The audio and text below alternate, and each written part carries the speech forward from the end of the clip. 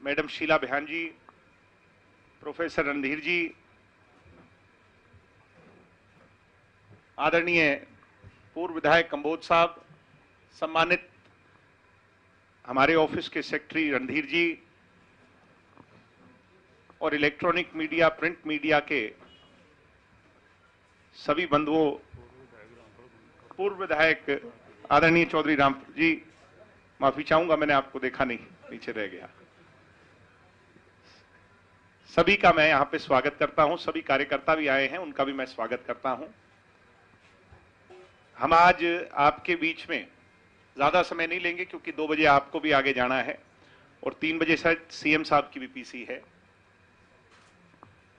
आज तो हम आने वाली जो 25 तारीख है, युग पुरुष स्वर्गीय चौधरी देवीलाल जी का 107वां जन्म दिवस सम्मान दिवस के रूप में किस तरह हम मनाने जा रहे हैं, उसको लेकर के आपके बीच में आए हैं। किसानों, गरीबों के, मजदूरों के मसीहा और इस देशवासियों की जन जन की आवाज, युग पुरुष जननायक स्वर्गीय चौधरी देवीलाल जी का जो 107वां जन्म दिवस है, आप सभी जानते हैं कि प्रत्येक वर्ष एक त्योहार, एक उत्सव, एक फेस्टिवल के तौर पे मनाया जाता है। किसान का मेरा मेहनत मजदूरी करने वाला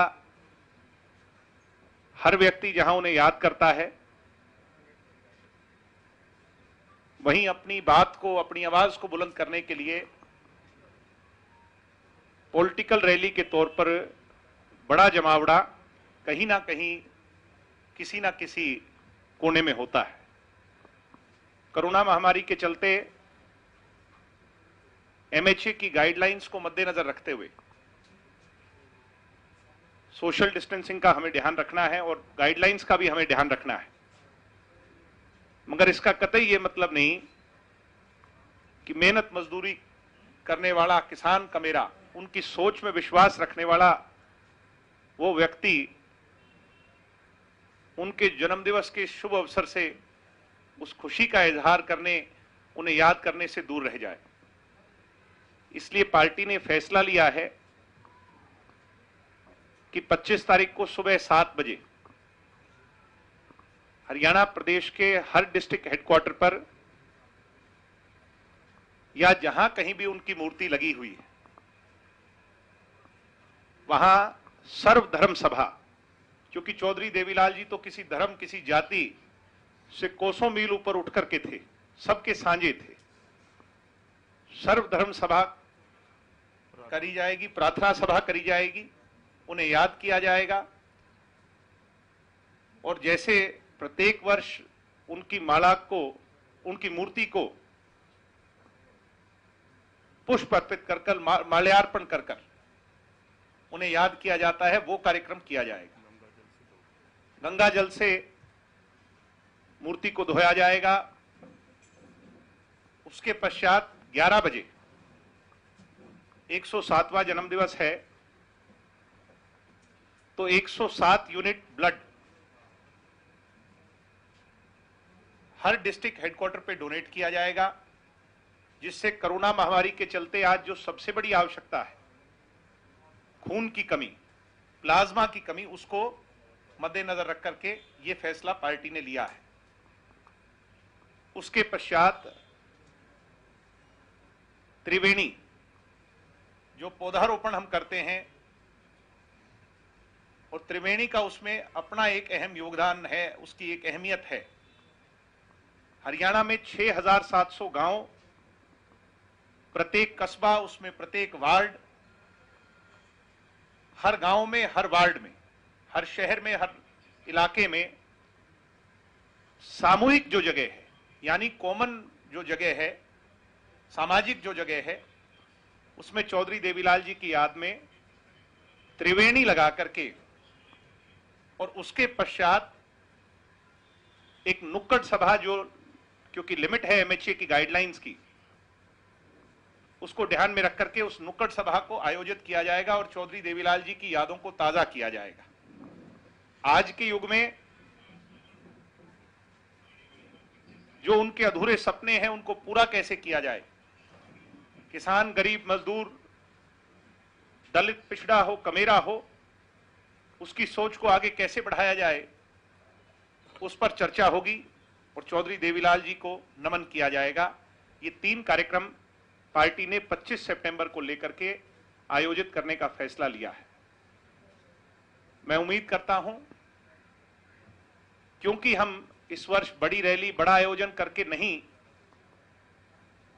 मगर फिर भी लाखों करोड़ों लोग जो उनकी याद में अपनी भावनाओं को आगे लाना चाहते हैं, वो इन तीनों चारों कार्यक्रम के माध्यम से इनमें शामिल होकर युग पुरुष, महानायक, जननायक चौधरी देवीलाल जी को याद करेंगे।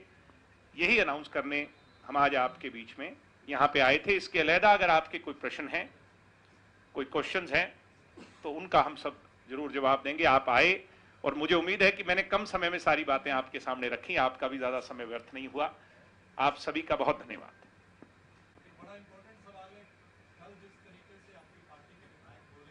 जी जी,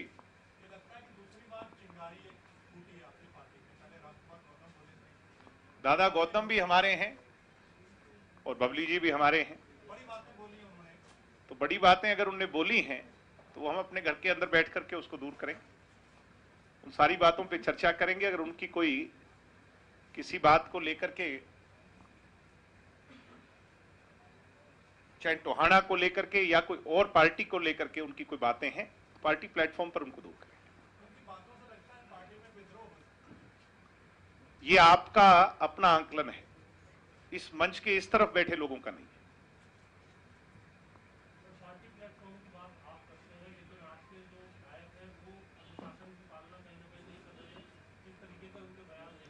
मैंने कहा कि वो हमारे अपने हैं और हम उनसे चर्चा इस पे करेंगे।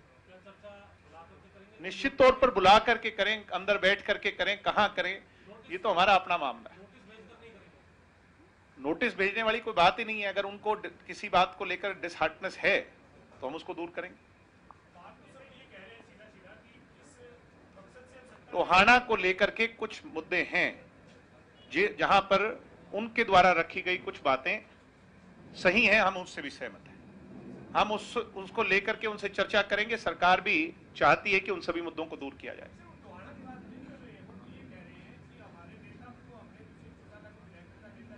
जी, अगर उनकी कोई राय है,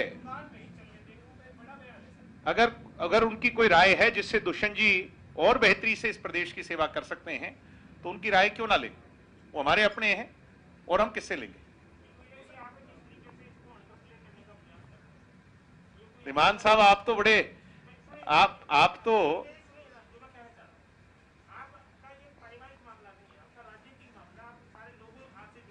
राजनीतिक पार्टी भी हमारा परिवार है।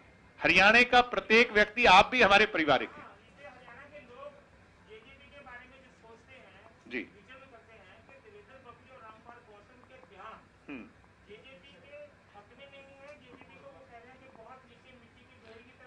भाई मैं आपसे इतना ही कहूंगा, फिर से कहूंगा कि ये हमारी पॉलिटिकल पार्टी का मामला है। ये मीडिया के डोमेन में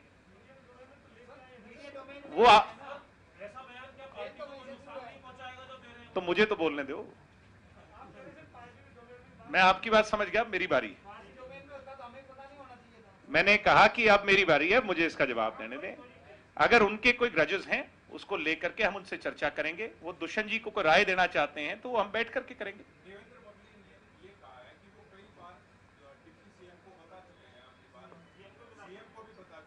मैंने कहा हम गठबंधन सरकार में जिन भी बातों को लेकर के आज उनके मन में कोई शंका पैदा हुई है, उसको लेकर के हम उनसे चर्चा करेंगे।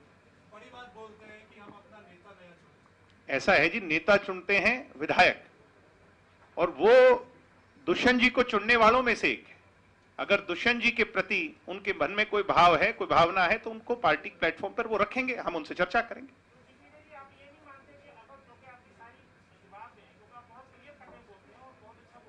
जो आप कहलवाना चाह रहे हो मैं वो नहीं कहना चाह रहा। आप मेरे मन वाली तो बहुत अच्छी तरह जानते हो।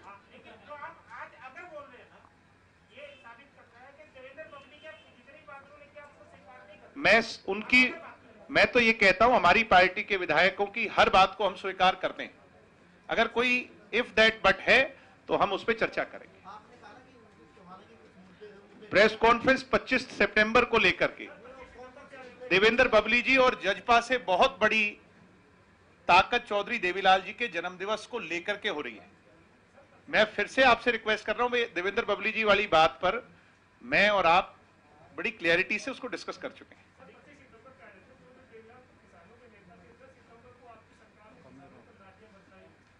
किसानों और कमेरों के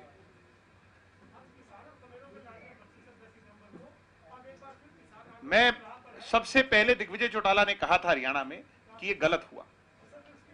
क्या लाठी दुष्यंत ने चलवाई क्या? मैं आपसे नहीं नहीं नहीं आप ये अभी तक नहीं, मेरी बात सुनिए। हमने बिल्कुल स्पष्टता से कहा कि उसकी जांच होगी, जिसने भी गलत आदेश दिए हैं उसकी जांच होगी। ऐसा है जी, लाठियां चली वो आपके कैमरे दिखा रहे हैं और हम देख रहे हैं। अब मुझे नहीं पता कि वो शायद वीडियो आप उन तक पहुंचाएं या तो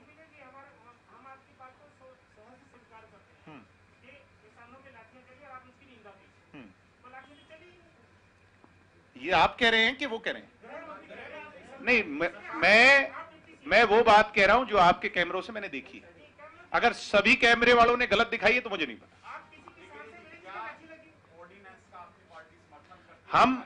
हम एमएसपी वाली बात पर अडिग हैं और एमएसपी किसान को मिलना चाहिए। मगर मुझे एक बात समझाएं, ये ऑर्डिनेंस सेंटर का है, इससे स्टेट का सब्जेक्ट नहीं है, ना इस पर स्टेट पर वोटिंग होनी। हम इस बात को लेकर के बड़ी स्पष्टता से कह रहे हैं कि इसमें दुष्यंत चौटाला को, जैसे कुछ लोग सिर्फ दुष्यंत चौटाला को टेंट कर रहे हैं, मैं पूछना चाहता हूं कि इसमें दुष्यंत चौटाला का क्या रोल है। लेकिन पंजाब ने जैसे किया, हम भी स्पष्टता से कह रहे हैं, हम भी स्पष्टता से कह रहे हैं, एमएसपी को लेकर के हम बिल्कुल स्पष्ट हैं। एमएसपी किसान को मिलेगी ही मिलेगी, उसमें चाहे हमें कुछ भी क्यों ना करना पड़े, एमएसपी को लेकर के कोई कॉम्प्रोमाइज नहीं होगा। मैंने कहा एमएसपी, मेरी बात सुने, एग्रीकल्चर मिनिस्टर, देश के यूनियन एग्रीकल्चर मिनिस्टर स्पष्ट कर चुके हैं। आपको कंफ्यूजन किस बात की? भाई, देश के प्रधानमंत्री की भाषा देश के कृषि मंत्री बोल रहे हैं, हमें उन पर विश्वास करना चाहिए। इससे आप लागू करने वाले लोगों पर तो विश्वास करें कम से कम।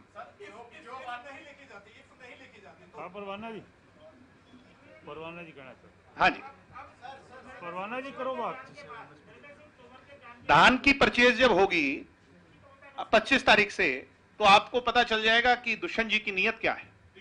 आप आज जो बात कर रहे हैं, कुछ दिन पहले सुखबीर सिंह बादल यही बात कर रहे थे, लेकिन उन्होंने लोकसभा में, अरे हमारा लोकसभा में कोई मेंबर तो नहीं तो आपको पता चल जाता। उन्होंने वोटिंग खिलाफ किया। अगली बार लोकसभा में हमारा मेंबर जब होगा, चुन करके जाएगा, तो किसानों के मुद्दे पर हमारा क्या रोल रहेगा वो आप देखेंगे। आपका स्पष्ट स्टैंड क्या है? ऑर्डिनेंस के साथ है या किसानों? हम बिल्कुल स्पष्टता से कह रहे हैं कि हम एमएसपी वाले मुद्दे पर किसानों के साथ हैं, एमएसपी होनी चाहिए। और बताओ भाई, हम उन पर, हम देश के प्रधानमंत्री पर विश्वास करते हैं, हम देश के प्रधानमंत्री पर विश्वास करते हैं। आपको भी करना चाहिए, किसानों को भी करना चाहिए। मैं कह रहा हूं कि हम सबको विश्वास देश के प्रधानमंत्री पर करना चाहिए। आप जेजेपी के नेता से पूछ रहे हैं, तो जेजेपी भी इसी भीड़ का और हरियाणा की जनता की भावना का हिस्सा है। नहीं, इशू खत्म नहीं है। सरकार इस बात पर स्पष्ट कर चुकी है, जब एमएसपी पर दिया जाएगा तो हमें मान लेना चाहिए कि सरकार ने अपने कमिटमेंट को फुलफिल किया है। हाँ सर, एक मिनट प्लीज, सबसे सीनियर से।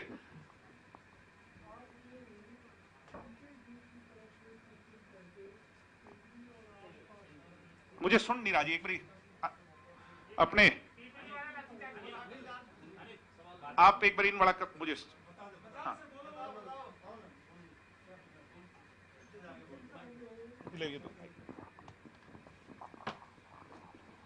कुछ दिन पहले पिपली के आसपास बीकेयू की तरफ से सेंट्रल गवर्नमेंट के अगेंस्ट रैली की गई, डेमोन्स्ट्रेशन किए गए, प्रोटेस्ट किए गए। जी सर। तो उसमें लाठियां बरसाई हुई पड़ी। जी। अखबारों में छपा है कि दिग्विजय सिंह ने उसको निंदा की उसकी। उसको कंडेम किया है। जी मेरा क्वेश्चन दिग्विजय जी आपसे ये है, जी क्या आपने चीफ मिनिस्टर साहब से इस बारे में कोई प्रोटेस्ट किया है, जी। माफी मांगी है जी। कि किसानों को जो लाठियां बरसाई गई है?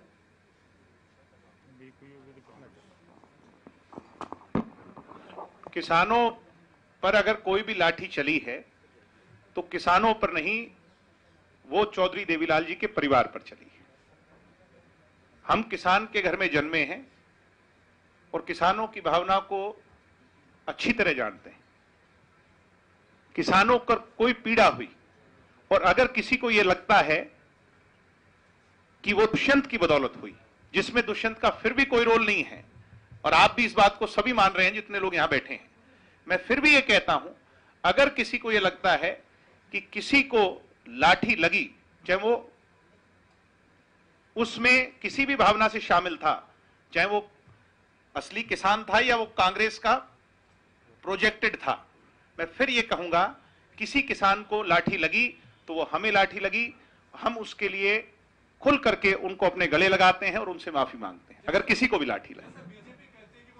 मैंने कहा किसी भी किसान को अगर लाठी लगी तो वो हमें लाठी लगी, और किसी को ये लगता है कि वो उसमें कहीं कोई भावना हमारी गलत है, हमारी तो गलत नहीं है, मगर फिर भी किसी को पीड़ा हुई तो हम माफी मांगते हैं।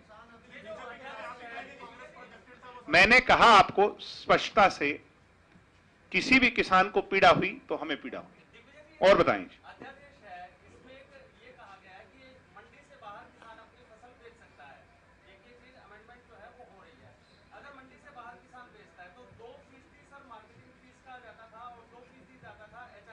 जी उसके अंदर इसका कोई भी प्रोविजन नहीं है, कोई भी चीज इसके लिए नहीं लिखी गई है। जी अगर मार्केटिंग फीस नहीं जाएगी तो क्या मार्केटिंग बोर्ड का जो रेवेन्यू है? अरे आप किसान का भला सोचो ना, मार्केटिंग बोर्ड का भला तो और तरीके से हो जाएगा। मैंने कहा चाहे एचआरडीएफ को और कहीं से 2% मिल जाएगा। और आपसे मैं ये फिर प्रार्थना कर रहा हूं, सिर्फ किसान का भला सोचें। आज भावना किसान को लेकर।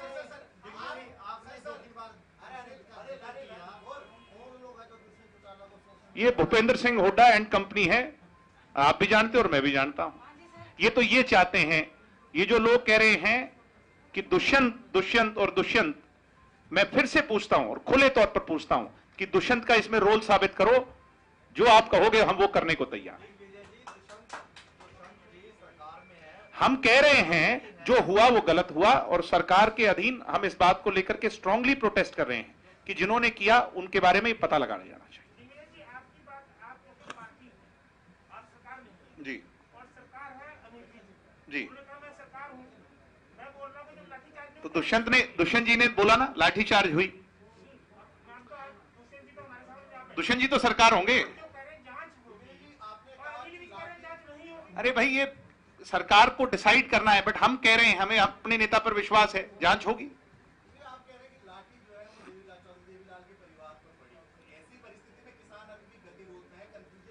भाई किसी भी को लाठी लगी वो हमें लाठी लगी, क्योंकि किसानों के मुद्दे पर अगर कुछ लोग जी, मैं किसी भी, एक मिनट, मैं पहले कंफ्यूजन आप क्रिएट कर रहे हैं, मैं किसी भी तरह से उस प्रोटेस्ट का समर्थन नहीं कर रहा, आप इस बात को समझें। मैं कह रहा हूं कि अगर किसी के प्रायोजित तरीके से कोई भोले भाले किसान वहां पहुंचे हैं और किसी को लाठी लगी, किसान को, उनको तो कोई लाठी नहीं लगी, वो तो गाड़ियों पर बैठ करके भाषण देते रहे। लाठियां अगर किसी भोले भाले किसान को लगी तो वो हमें लगी। सरकार चर्चा कर रही है, सभी से चर्चा कर रही है, बीजेपी ने भी प्रयास किया, हम भी प्रयास कर रहे हैं कि किसी का भी कोई गतिरोध ना रहे। अरे भाई सीएम साहब की भावना को हम प्रकट कर रहे हैं। दुष्यंत सीएम साहब तो कोरोना से संक्रमित थे, वो अभी आए हैं, वो भी करेंगे, उनको भी मेरे हिसाब से किसी भी किसान पर अगर कोई लाठी पड़ी है तो मेरे हिसाब से उनको भी पीड़ा है। दिग्विजय जी, आप जेजेपी की पार्टी की तरफ से बोल रहे हैं, वहां बीजेपी भी है, उनकी पार्टी की तरफ से क्यों नहीं बोला गया? अगर कोरोना से सीएम, भाई हम अपनी भावनाएं जता सकते हैं, तो हम अपनी भावना को बड़ी स्पष्टता से बता रहे भावनाओं का तो आदर करते हैं, हैं जी। पर बीजेपी ये कहती है सरकार नहीं, बीजेपी की भी भावना किसानों के साथ है। बीजेपी उनका अनिल विज तो बीजेपी में है नहीं है। मैं दिमान साहब जब छोटा सा था आपसे ही सीखा हूं, आप वाली बात में आऊंगा नहीं, चिंता ना करो। जब आप सरकार में आने से पहले आपने वादा किया था जी कि किसानों का ही मुद्दा है, किसानों को जो ट्यूबवेल कनेक्शन है वो मुफ्त दिए जाएंगे, जी, लेकिन वो ऐसा हुआ नहीं। क्योंकि हमारी और बीजेपी की जो कंबाइंड कमेटी है, उसने जब हम अलायंस में आए तो ये नहीं है कि सारे मुद्दों पर सहमति बनी हो, कुछ मुद्दों पर सहमति बनी थी, उन पर हम काम कर रहे हैं। और ये जो मुद्दे हैं इनको हमने सेकंड फेज के लिए छोड़ा है। जब वो मुद्दे पूरे हो जाएंगे तो हम इन मुद्दों पर काम करेंगे। जी हाँ जी, आवाज नहीं आ रही जी मुझे। जेजेपी और बीजेपी की ग्लोबल मिनिमम प्रोग्राम में पार्टी बड़ी थी जी और 27 बिंदुओं में सहमति मिली थी निशान सिंह कांबोज में से शामिल जी जी जी जी। उनमें से 12-14 कितने इंप्लीमेंट हो गए सेकंड फेज में ताकि पहुंच जाए पहले कितने वो तो ये बता पाएंगे मेरे से बेहतर। देखिए, जो बात आप कर रहे हैं कि 27 बिंदुओं पे सहमति बनी थी, उनमें बहुत सारे बिंदु ऐसे जो हमें टच कर लिए, जिन पे हमारी बात फाइनल होगी, उन पे काम चल रहा है। और जैसे दिग्विजय जी ने बताया कि सेकंड फेज में उन चीजों को भी ले लिया जाएगा, उससे और आगे बढ़ेंगे, आगे बढ़ करके मिलके उसको पूर्ण करने का काम करेंगे।